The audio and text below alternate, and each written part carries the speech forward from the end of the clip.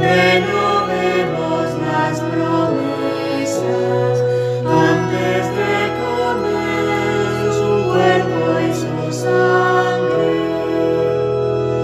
Cuerpo y sangre de Jesús, pan de vida, cáliz del Señor de la Eucaristía.